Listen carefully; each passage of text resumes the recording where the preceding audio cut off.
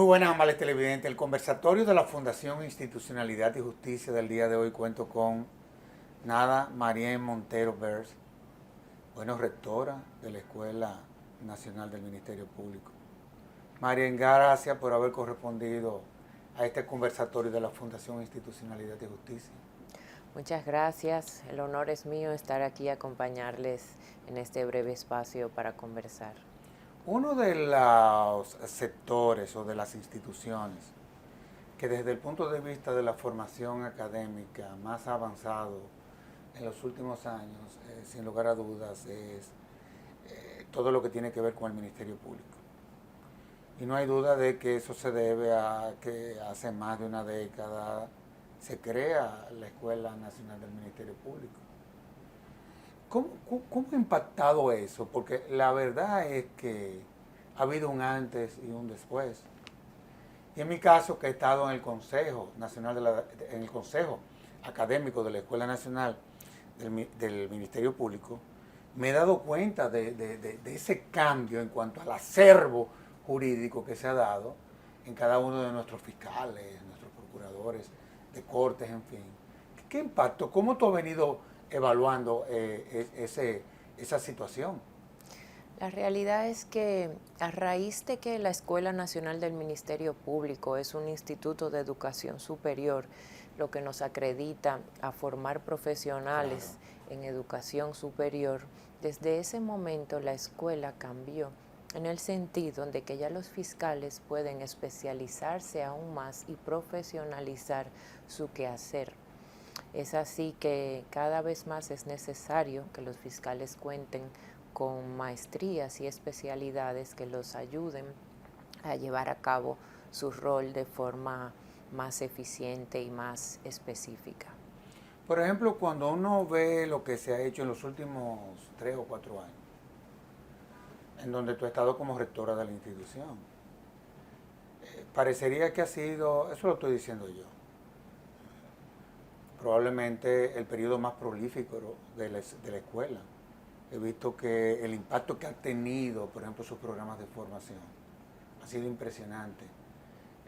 ¿En qué áreas, más o menos, se ha venido dirigiendo los programas de formación desde la Escuela Nacional del Ministerio Público?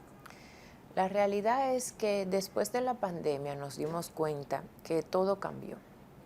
No solo la vida de los ciudadanos en el mundo entero, sino también en el sector educativo. Nos dimos cuenta que los fiscales, para poder educarse, tenían que hacer sacrificios inimaginables. Por ejemplo, trasladarse desde sus provincias al distrito, a la única sede. Segundo ejemplo, dejar sus labores diarias para dedicárselo a la educación. Y aprovechamos pues las ventajas de la tecnología para llevar la educación hacia los fiscales. Y eso ha contribuido enormemente a que se motiven cada día más para ingresar a nuestros programas, ya que tenemos capacitaciones bimodales, en las que un 60% son presencial y 40% son virtuales. Eso hace que los fiscales puedan aprovechar mejor su tiempo, aprovechar mejor sus recursos, tanto económicos como sus recursos humanos. Y por eso, durante los últimos años, la escuela ha triplicado la cantidad de fiscales que accesan a nuestras capacitaciones. ¿Por qué, por ejemplo, haciendo falta tantos fiscales? He visto que en los últimos años, por ejemplo, no se han abierto concursos para fiscalizadores, digámoslo así. Se han venido diseñando algunos programas que puedan abrirle la puerta a la escuela a los fines de que el Ministerio Público tenga nuevos miembros. La realidad es que sí. Lo primero es que la dirección de carrera es la que hace ese estudio de las necesidades, donde hace falta un ministerio público. Y pues se ha tomado su tiempo para decidir de manera precisa cuántos fiscales son necesarios y en qué provincias. Y una vez el Consejo Superior del Ministerio Público toma control de ese informe que emite la dirección de carrera, pues emite una resolución en la que ordena a la Escuela Nacional del Ministerio Público, que es la puerta de entrada de los fiscalizadores, para realizar ese concurso de oposición y pues puedan participar primero en un concurso y luego ingresar a la carrera y formarse. De hecho, es la primera ocasión en que en lo adelante vamos a tener fiscalizadores que van a salir de nuestra escuela con una maestría, debido a que antes no era obligatorio terminar un programa con un título de maestría. Claro. Sin embargo, en lo adelante ya la escuela va a formar nuevos fiscales que podrán salir con una formación de educación superior. ¿Cuál es el tiempo que dura, por ejemplo, la preparación básica de un fiscalizador? ¿Y cuál sería el tiempo adicional, bueno, ya que tú hablas de que es una condición ya, correcto, de que sí, tengan una maestría para poder ya ejercer el ejercicio, digamos, de fiscalizador? Mínimo. Con lo que yo estoy totalmente de acuerdo. Correcto, sí, porque ningún profesional, sea servidor público o no, hoy día puede ejercer sus funciones sin una maestría que lo especialice en lo que hace. Inclusive hasta tú, para poder ser profesor Correcto. en una universidad, te requieren una serie de requisitos académicos que van más allá que un simple título de licenciatura. Así es. En este caso, los fiscales tienen que durar un año realizando ese programa de maestría y luego 2 o 3 meses realizando una pasantía para que puedan acreditarse y pertenecer a la carrera del Ministerio Público. ¿Los programas de maestría cuánto duran? Un año, algunos, y otros 18 meses, pero mínimo un año. Ok, ahí voy. Tú sabes que una de las cosas que más nos ha impresionado, sobre todo en los últimos años, es la cantidad de maestrías y posgrados que la escuela ha venido diseñando e impartiendo. No solamente con docentes nacionales, sino también con connotados docentes internacionales. Esa es la verdad. Y sabemos que el ejercicio del Ministerio Público es muy amplio. Por ejemplo, vamos a comenzar por un tema que está en boga, el tema de la ciberseguridad. ¿Ha diseñado programas la escuela dirigidos a formar especialistas desde el Ministerio Público? Realmente, sobre todo en los temas de ciberseguridad y ciberdelincuencia. Fíjate que los fiscales hoy día tienen un reto mucho mayor. Los delitos ya no son locales. No es lo mismo robarse una cartera, un robo a una persona. Hoy los delitos en su mayoría son en base a la tecnología o con el uso de las tecnologías.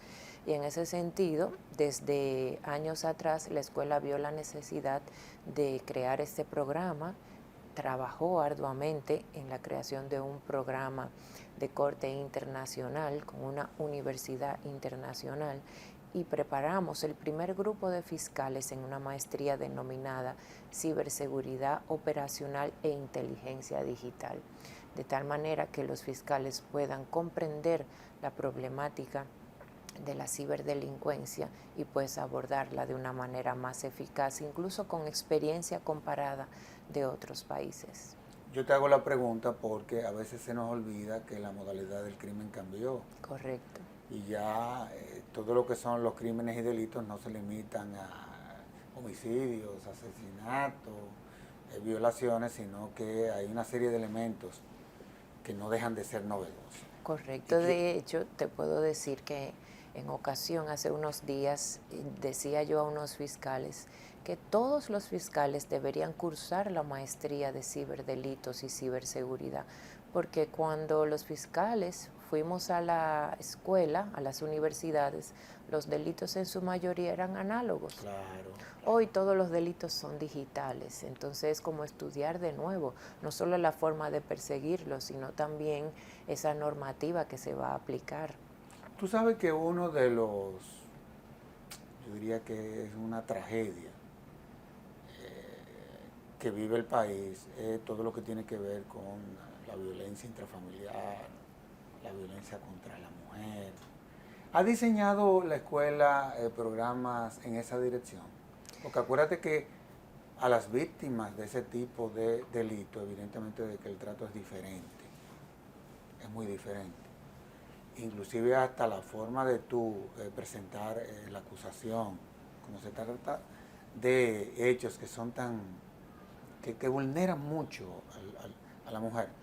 ¿Ustedes han diseñado programas en esa dirección? Este año 2023 la escuela se dedicó a realizar informes de investigación relativo a los feminicidios. Por ejemplo, te puedo decir que el primer informe que realizó la escuela se basa en determinar por qué los hombres se suicidan luego de cometer feminicidio.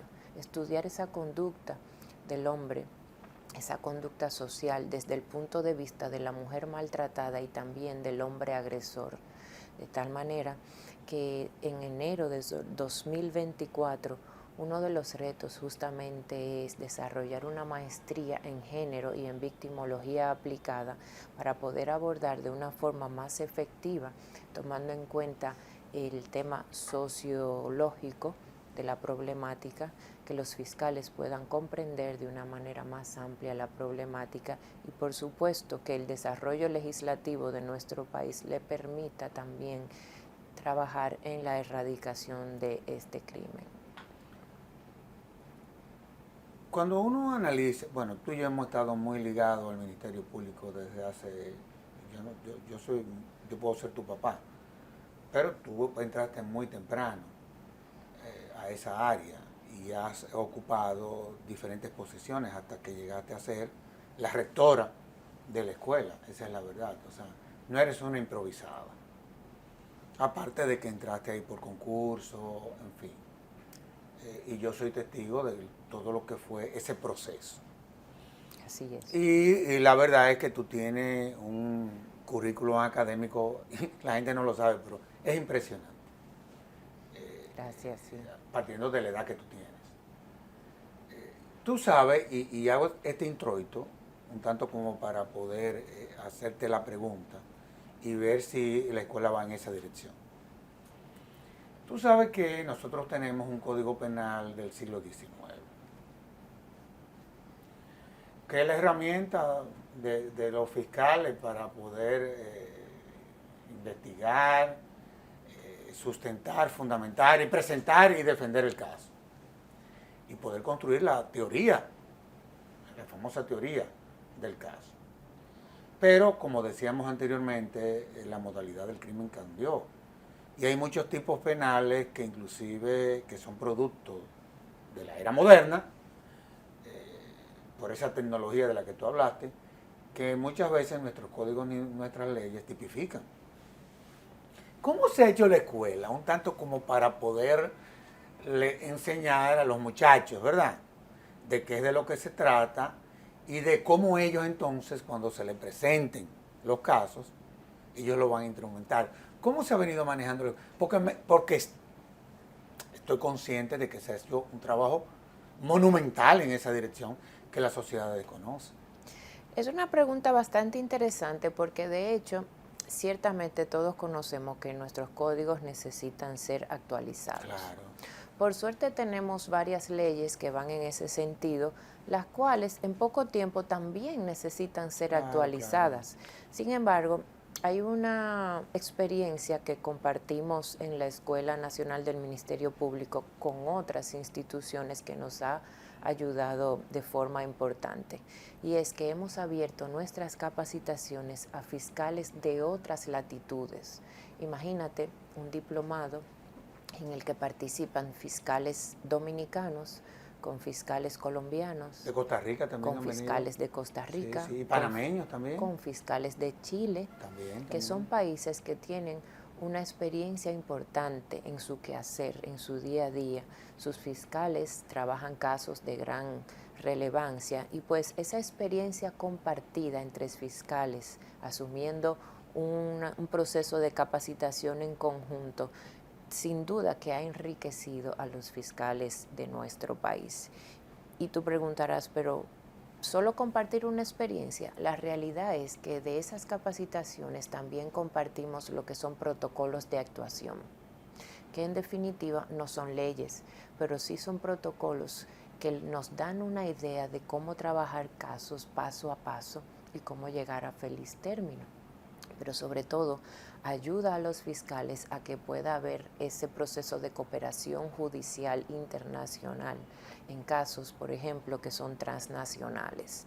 Es decir, que la academia se ha esforzado en que los fiscales puedan tener esa interconexión con todos los fiscales de Iberoamérica y de esa manera, pues algunos casos incluso han podido salir adelante por ese trabajo en conjunto de fiscales de Iberoamérica. Por ejemplo, tú hablabas de eje. A mí me gustaría que tú y yo hablemos de áreas. Por ejemplo, en Finjo aquí tenemos varias áreas. El área de educación continuada, el área de investigación, el área de proyectos e implementación de proyectos, etcétera, etcétera, etcétera. Una unidad que tiene que ver con el tema de la seguridad, que sobre la base de la formulación de encuestas, a los fines de que puedan servirle a las instituciones del Estado que tienen que ver con el tema de la seguridad, para diseñar ellas sus políticas públicas. En fin, ¿cuáles son las áreas que se han desarrollado a lo interno de la escuela? Dentro de la estructura de la escuela tenemos la vicerrectoría docente, que es la vicerrectoría que se encarga de trabajar el área de capacitación especializada para los fiscales, que no es más que proveerle a los fiscales esas herramientas que ellos necesitan para llevar a cabo su día a día con eficiencia.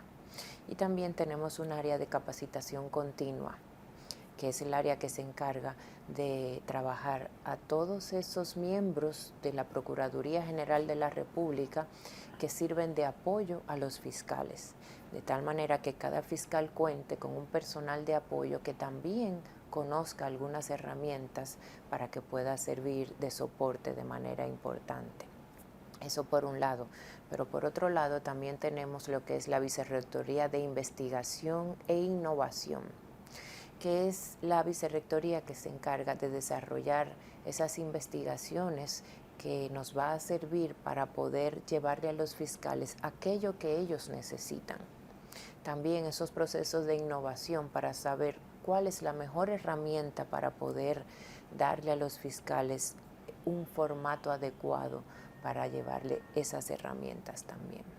Ahora, vámonos a quedar en la investigación e innovación, que yo creo que de la escuela es lo que a ti y a mí más nos gusta, porque es lo que uno ha venido haciendo toda su vida. En materia de investigación, por ejemplo, nosotros en la Fundación, en materia de investigación, dedicamos el 37% del presupuesto. Porque para nosotros la investigación es fundamental. Correcto. Evidentemente, yo entiendo que en una escuela de la naturaleza del Ministerio Público hay otras prioridades que son tan relevantes como la propia investigación. Yo lo entiendo.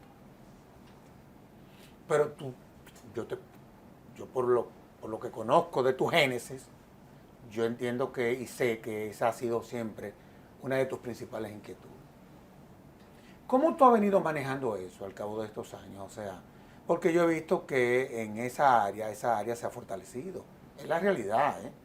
Así es. Es la realidad. Y eso lo reflejan sus publicaciones inclusive, que quiero que también hablemos de todo lo que tiene que ver con esa parte editorial de la escuela que real efectivamente ha retomado lo que para mí es probablemente uno de sus principales aportes. En fin, más, los últimos días inclusive se publicaron 6, 7 revistas inclusive cuyos contenidos son de un alto valor académico. O sea, se refleja el acervo jurídico de quienes escribieron ahí. Así es. Háblame de eso, porque eso sí me interesa. El área de investigación básicamente trabaja 3 grandes temas. El primero de ellos es las encuestas a los fiscales para poder detectar cuáles son sus necesidades. Claro. En segundo lugar, las publicaciones de toda índole, ya sea revistas o ya sea doctrina, libros. Y en tercer lugar, trabaja todo lo que es la acreditación docente. Cuando tú hablas de la acreditación, sí, yo sé lo que es la acreditación docente ahora. Y tú sigues desarrollándose, pero es para que no se me vaya la magia. ¿Cuáles son los requisitos que requiere la escuela para que una persona sea profesor de la misma? Justamente los docentes que tenemos en la escuela en este momento han sido acreditados en dos grandes áreas. La primera de ello es que cuente con una maestría para que pueda efectivamente ofrecer esa capacitación a nuestros fiscales también en las áreas de maestría, y en segundo lugar que conozca las herramientas de la tecnología de la enseñanza, debido a que hoy día necesitamos que los fiscales puedan transmitir sus conocimientos a otros fiscales, por ejemplo, no solo de manera presencial, sino también de manera virtual, que puedan conocer cuáles son esas herramientas que les ayude a adquirir mejor esos conocimientos. Sí, el efecto cascada, ¿no? Correcto. Digámoslo así. Ahora, tú, que eres una educadora y has hecho de la educación y de la escuela tu fundamento, esa es la realidad. Cuando uno ve la escuela, y yo decía desde un principio que desde un principio yo he estado en el consejo académico, evidentemente de que se ha convertido en un referente a nivel internacional. Tú sabes que este es un programa que lo que pretende es empoderar a la ciudadanía en que se han convertido sus instituciones. Yo quisiera que tú me hables un poco de eso, porque la verdad es que la proyección que ha tenido la escuela, yo te diría que en Iberoamérica, quiero incluir España, Correcto, es así. inclusive en más, inclusive uno de los docentes que fueron reconocidos en la última graduación es de nacionalidad española. Correcto. Esa es la realidad, o sea, hay una conexión de la escuela, yo diría que con todas las escuelas de Iberoamérica. Así es. Y la realidad es, Servio Tulio, que en el año 2020 la Asociación Iberoamericana de Ministerios Públicos eligió a la República Dominicana para dirigir su instituto de formación. Y eso recae sobre la Escuela Nacional de Ministerios Públicos, porque tenemos una institución como tal. Desde ese año nos correspondió, por los siguientes 2 años, abrir nuestras puertas a todos los fiscales de Iberoamérica. Fíjate que teníamos en el país 1.150 fiscales y de momento nuestro público amplió a más de 40.500 fiscales que podrían tener la posibilidad de acceder a nuestras capacitaciones. Y siendo así, siendo la escuela también una escuela que se desarrolla en formato virtual, pues dimos apertura a todos los fiscales de Iberoamérica, y eso ha conducido que haya una verdadera experiencia compartida, como te explicaba hace un momento. Te puedo decir que en los últimos 4 años, porque en el año 2022 volvimos a ser reelegidos por 2 años más, en los últimos 4 años hemos capacitado más de 7.000 fiscales a nivel iberoamericano. Y eso ha sido en todas las materias, desde ciberseguridad, lavado de activos, violencia intrafamiliar, justicia restaurativa, en fin, un sinnúmero de crímenes transnacionales que la escuela ha podido capacitar a todos los fiscales, incluyendo también en esos procesos a nuestros propios fiscales, que sin duda van a repercutir en el rol que desarrolla el fiscal día a día. Tú sabes que con la Constitución del 2010, que tú y yo trabajamos en ese proceso, recuerdo yo, tú sabes que el modelo de Estado cambió. Pasamos de un Estado liberal a un Estado social y democrático de derecho. Que la gente a veces no entiende eso, pero para que lo resumamos rápidamente, ponen el centro a las personas. O sea, la persona es el centro de todo. Correcto. ¿Tuvo ese cambio de modelo de Estado un impacto al interno de la escuela? Por supuesto que sí, porque a raíz de ese cambio, todo lo que es la persecución penal y la presentación de los casos varió. Así que los fiscales tuvieron que aprender de nuevo. Claro. Este modelo inquisitorio, todos tuvimos que aprender de a nuevo. este modelo acusatorio, trajo grandes ventajas y asimismo grandes esfuerzos para los fiscales. Y es pues donde la escuela empieza a desarrollarse, empieza a cambiar todo su modelo de capacitación y pues hoy día ya todos los fiscales están formados dentro de ese nuevo, que ya no es nuevo, Código Procesal Penal. Así es. Bueno, de hecho ya lo han modificado 2 veces. Yo no sé qué más le van a modificar, pero tú sabes que somos muy creativos en la República Dominicana. De todos modos, vamos a hacer una pausa y de inmediato volvemos con este interesantísimo programa.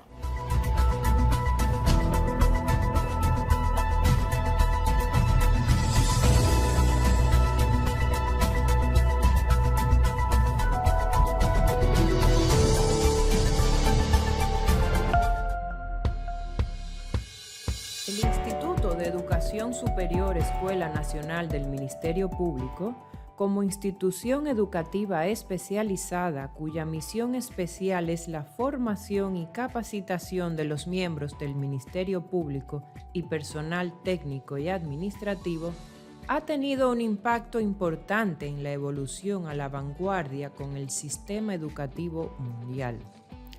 Luego de un concurso de expedientes y nuestra designación por el Consejo Superior del Ministerio Público, la meta ha sido egresar un capital humano cada día más capacitado y con las herramientas necesarias para cumplir su rol de garante de los derechos fundamentales que asisten a los ciudadanos y ciudadanas a través del aprovechamiento, diseño y desarrollo de acciones educativas que los doten de los conocimientos y competencias para desarrollar sus funciones con eficiencia y eficacia y bajo los preceptos éticos del servidor público. Para esto, la escuela ha contado con órganos de gestión de carácter académico, pero sobre todo y muy especialmente con el compromiso de sus colaboradores, quienes comprometidos con el desarrollo efectivo de sus funciones y con el logro de los objetivos institucionales, han esbozado ingentes esfuerzos que desglosados permiten aquilatar los resultados en forma tangible y medible.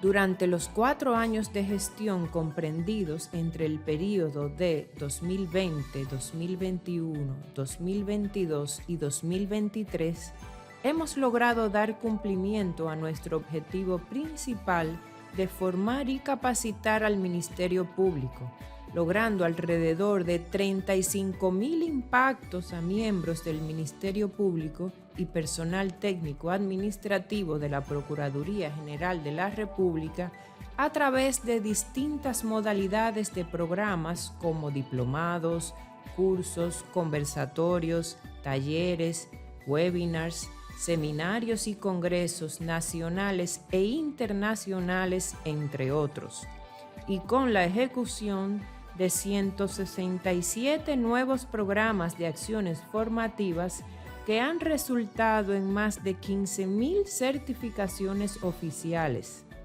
Destacar un total de más de 107 graduandos de maestrías y especialidades con la inclusión de 2 nuevos programas de formación de 4º nivel, como son Maestría en Análisis e Investigación Criminal con vocación a doctorado y Maestría en Ciberseguridad Operacional e Inteligencia Digital, ambos de doble titulación con universidad extranjera.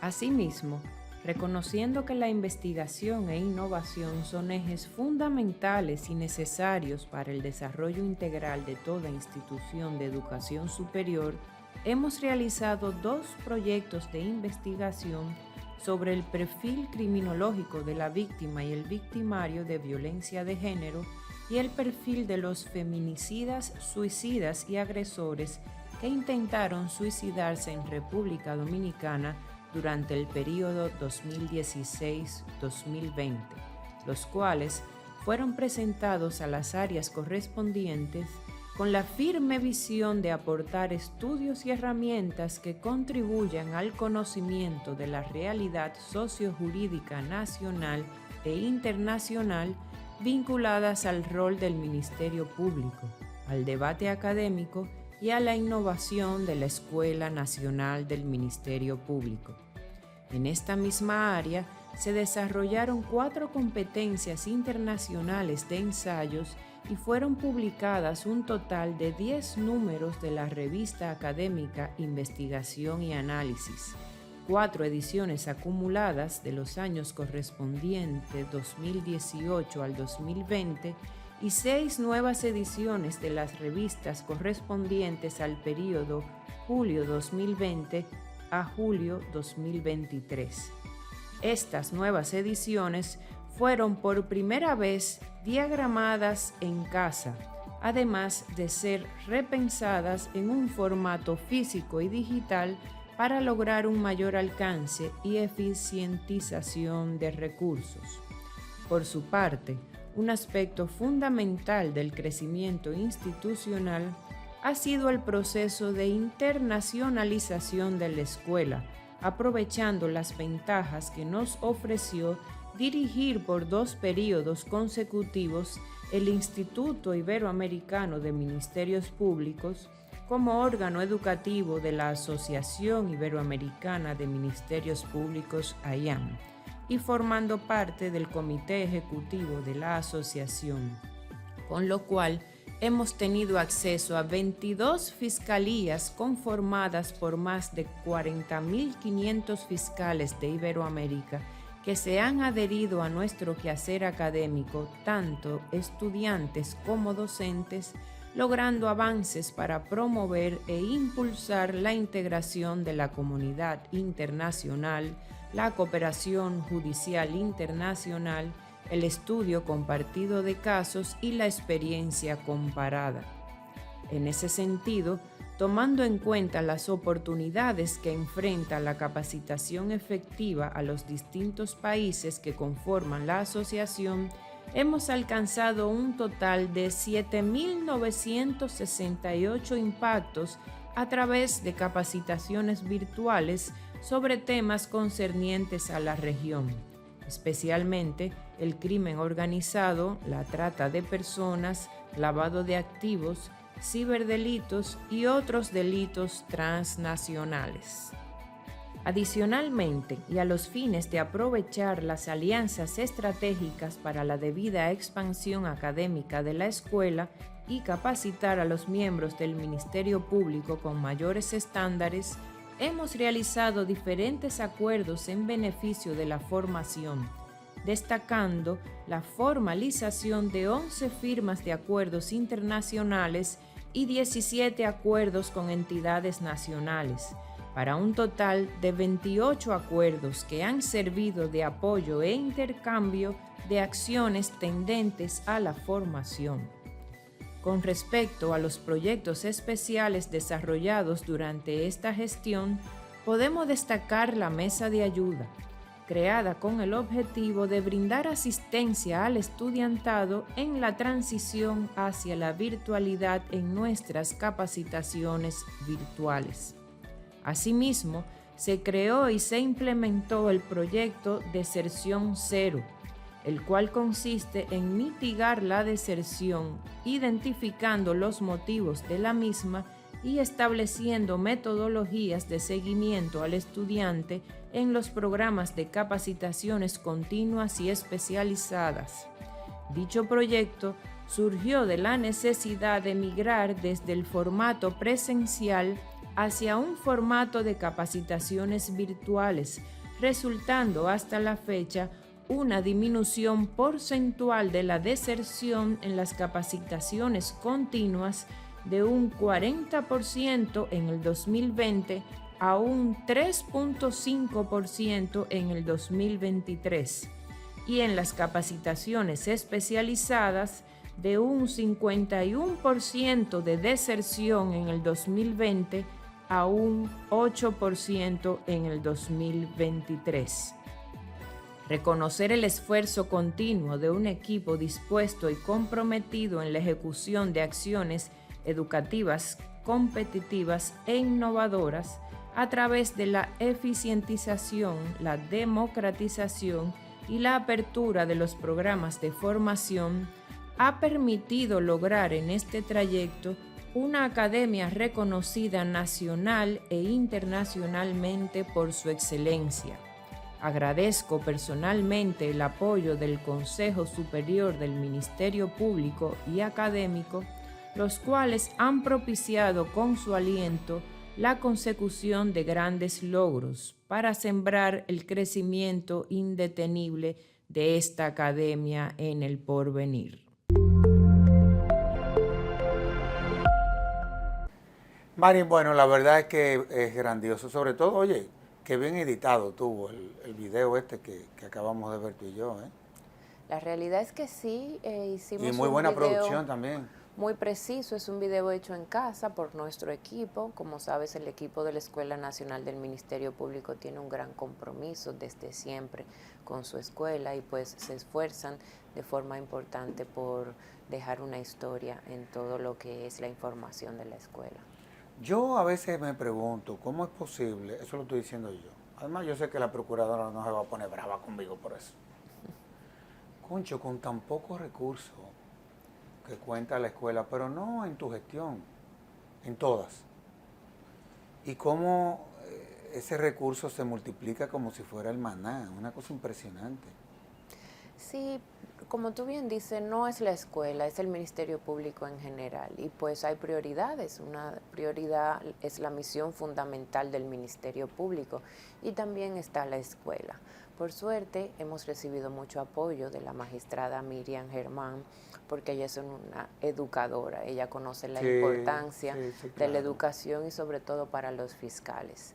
Y ese apoyo siempre se ha visto manifiesto en todos nuestros procesos de formación. Por ejemplo, en las maestrías que realizamos, fíjate que por primera vez en la escuela desarrollamos una maestría denominada Análisis e Investigación Criminal. ¿De qué es de lo que se trata eso? Es un tema tan transversal para todos los fiscales que la intención es que durante los siguientes años todos los fiscales puedan realizar esa maestría. No es más que la forma en que los fiscales pueden analizar, por ejemplo, la escena del crimen, cómo realizar de manera eficiente una investigación criminal con el uso, por ejemplo, de las tecnologías y los recursos actuales, que probablemente no son los mismos con los que estudiamos en la universidad. Pero sobre todo es una maestría que se realiza en coordinación con una universidad extranjera y los fiscales pues pueden tener una doble titulación al culminar ese programa. Eso vi que en la última graduación, bueno, que se celebró en esta semana, vimos que algunas de esas maestrías contaban con esa doble titulación. A mí lo que me gusta de ese tipo de modelo es que coloca a la escuela ya en un sitial diferente, ya con una visión continental. Correcto. Y yo creo que eso le ha sumado mucho a la escuela. Y gracias a Dios tú has tenido esa visión. Ahora, tú hablabas de la magistrada Miriam Germán, que sin lugar a dudas es una educadora. Fue profesora tuya, fue profesora mía de Derecho Penal Especial hace muchos años. Tú no habías nacido. Pero ella también fue docente, ella se formó en la escuela de la judicatura. Es decir, que ella es maestra, alumna, y tiene una visión interesante con relación a cómo opera el sistema. Correcto. Evidentemente de que la escuela se limita en principio a formar a los miembros del Ministerio Público. Pero tú sabes que la justicia es un sistema en donde confluyen otras instituciones. Y a veces tú no te puedes limitar a la visión respecto a lo que son tus atribuciones dentro del sistema, sino que tú tienes que tener una visión holística. ¿Han tenido ustedes acuerdos de cooperación con la Escuela Nacional de Judicatura, un tanto como para, porque a fin de cuentas, intercambiar la forma de cómo, por ejemplo, uno trata un caso y cómo lo trata el otro? Por supuesto, sí. Porque eso es importante, pienso yo, que haya una coordinación, inclusive muchas veces. Correcto, y la realidad es que, fíjate que la magistrada procuradora, doña Miriam Germán, preside el Consejo Académico. Oye, no ha fallado un solo consejo. Correcto. Y nuestro Consejo Académico es que delimita las políticas internas de formación de la Escuela Nacional del Ministerio Público. Y una de sus prioridades ha sido que en esas capacitaciones especializadas le demos apertura a otros actores del sistema, Claro. porque nuestra normativa así lo prevé. Podemos darle acceso no solo a jueces, sino también a auxiliares de la justicia. A los mismos defensores públicos, Correcto, si se quieren, a los que sean mismos- sus adversarios Así mismo en, es. en el caso. De tal manera que podamos trabajar, por ejemplo, estudios de casos, de leyes nuevas que entran a nuestro ordenamiento jurídico, y cada actor del sistema puede presentar su caso desde su punto de vista o desde su rol. Eso no significa que los jueces van a aprender el rol de los fiscales Claro ni que no, viceversa, claro sino que no. que cada quien puede ejercer sus funciones en un estudio de caso desde su propio rol. Yo te hago la pregunta premeditadamente. Tú sabes que una de las situaciones que se presentan, y a veces está uno en el medio, es porque uno está en las dos escuelas y uno está en el Consejo Nacional de la Defensa Pública también. Y a veces se presentan diferencias entre unos y otros. Sobre todo cuando un tribunal tiene que dar un fallo. Y yo no sé si desde la escuela se comienza a ver en esa dirección. Entre las dos escuelas, digámoslo así. De que tú sabes que no, que el fallo no fue el correcto. Que no, que tú no investigaste bien. Que no, que tú fuiste... Ese tipo de cosas se dan. Y lo podemos conversar tú y yo aquí porque son debates públicos. O sea, no estamos, yo creo que, diciendo nada que sea novedoso ni siquiera. Pero sí yo creo que eso puede contribuir, eso que tú y yo estamos hablando, a que se reduzcan ese tipo de situaciones, porque yo creo que también al Ministerio Público le conviene, como tanto le conviene al juez, al Ministerio Público le conviene. ¿Qué es lo que el juez quiere que le presenten? Totalmente, de hecho, y es una conducta humana. Uno hace bien lo que conoce y lo que practica. Claro, de por Dios. En la Escuela Nacional del Ministerio Público, por ejemplo, tenemos un aula estrado que es para prácticas jurídicas, y hemos desarrollado algunos procesos de formación en el que se Está hace... muy bonita esa aula, ¿eh? Correcto, es una aula tecnológica que está muy bien equipada. Pero muy buena. Y en esa aula hemos tenido algunos procesos de formación en el que los actores del sistema vienen y practican como si estuvieran en la vida real. De tal manera que cuando ya les corresponde llevar la práctica a la realidad, pues ya tienen una experiencia previa de cómo aplicar alguna normativa, ya sea nueva o ya sea que esa normativa haya sufrido alguna modificación importante. Yo te lo digo porque el presidente de la Suprema Corte de Justicia en estos días dijo que había que ver de qué forma no le entraban al sistema tantos casos. Porque existen mecanismos alternativos de resolución de conflictos. Correcto. Y es verdad que generalmente nunca se usan, o que se usan muy poco, digamos así. Y que en otros países, por ejemplo, esa es la práctica. Y yo creo que eso puede contribuir como a armonizar y crear esa cultura. Correcto. Claro, y de que al sistema no le entre en tantos casos, que muchas veces lo que hace es, o a lo que contribuye o a lo que dificulta es a que el sistema sea más eficiente. Esa es la realidad. Mi opinión al respecto, como me desarrollo en el área de la educación, es que tenemos que crear una verdadera cultura de paz. Claro. Y no debe ser solo para los casos que entran al Ministerio Público, no solo para la educación superior, debe de empezar en la educación de los menores de edad. Crear una verdadera cultura de paz, que surjan generaciones que no vean el conflicto como una solución. Tú sabes que tú y yo nos hemos pasado la vida estudiando, porque es lo que nos gusta. Lejos de eso ser un gran sacrificio, es nuestra gran alegría, nos gusta eso. Y uno, qué sé yo, ha hecho, qué sé yo, 2 o 3 cositas por ahí, uno que otro doctorado, ese tipo de cosas. Y la verdad es que yo he llegado a la conclusión de que personas que tienen un doctorado, 2 doctorados, yo creo que esos son los que se deben de dedicar a la educación primaria. Sin lugar y a no a la dudas. educación secundaria. Sin lugar a dudas. De verdad yo he llegado a porque esa conclusión. Cuando ya llegan, son ellos los que tienen que... Totalmente. Cuando una persona está en proceso de formación es que Es tiene ahí. que recibir esa información. Es ahí. Ahora, tú hablabas de nueva legislación. Tú sabes que hay una ley, ya inclusive aprobaron el bendito reglamento, el presidente lo promulgó. Estamos hablando de la ley de extinción de dominio. Tú sabes que esa es una ley muy sensible. Correcto. Muy sensible porque le da unos poderes al Ministerio Público, de la realidad, porque es el que lo tiene que tener, porque es el que presenta la acusación y es el que investiga, que probablemente no se lo haya dado ninguna otra ley, para que hablemos claro. La escuela ha diseñado algunos programas que puedan contribuir a que los miembros del Ministerio Público no solamente se empoderen de esa legislación, sino también de que se sensibilicen. Te lo digo honestamente, se han creado algunos programas.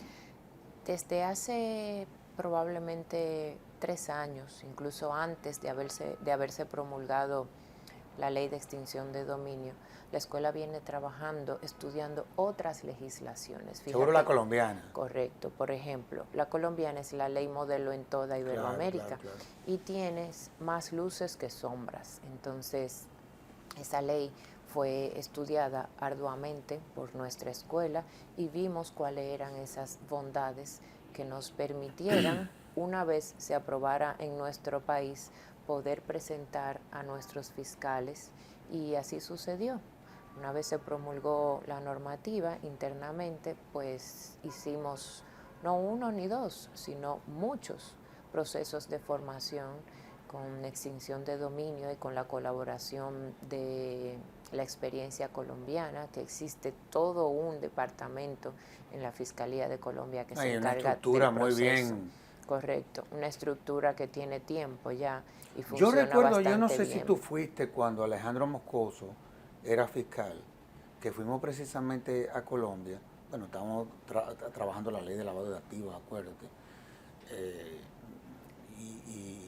Y luego fuimos a ver algunas modificaciones que se le... Tú andabas en ese viaje, yo creo. Probablemente sí, que visitamos varios tribunales. Por incluso, supuesto, así y es. bueno, y uno de los temas era precisamente la extinción de dominio, Así es, sí. que estábamos en esa dirección. Es increíble, el programa se está acabando. Y tú y yo vamos a tener casi 1 hora hablando aquí. Oye, se aprende conversando contigo. Honestamente hablando, para mí ha sido un lujo hacer este programa. Honestamente hablando, te lo digo. Y no hay duda de que la escuela ha sido exitosa. Pero cuando una institución es exitosa, evidentemente es que ahí sí es verdad que aparecen retos, entonces. Porque en la medida en que se va fortaleciendo la institución, se va poniendo grande la escuela, correcto, los retos son mayores. Se abren puertas, necesariamente. Sí. Nos hemos dedicado a abrir puertas y tenemos varios retos, ciertamente, como tú dices, para el porvenir. Y uno de ellos es profesionalizar cada vez más a los fiscales. Es necesario que no exista un solo fiscal que no tenga una maestría o una especialidad en su hoja de vida profesional.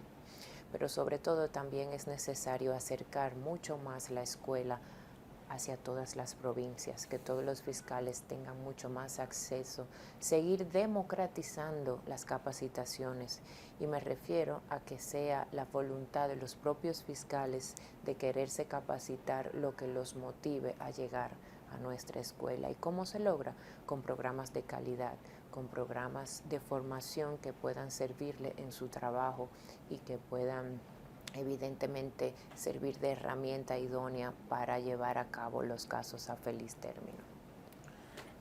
Marien, gracias por haber aceptado la invitación al conversatorio. El placer es mío. Y una vez más te digo que ha sido un lujo para mí hacer esta entrevista. Créeme, es un instrumento educativo, ¿eh? Créeme, en honor a la verdad. Así que muchísimas gracias. Gracias a ti. Y a ustedes, amables televidentes, les decimos hasta la próxima, en donde estaremos en un nuevo conversatorio de la Fundación Institucionalidad y Justicia. Hasta entonces.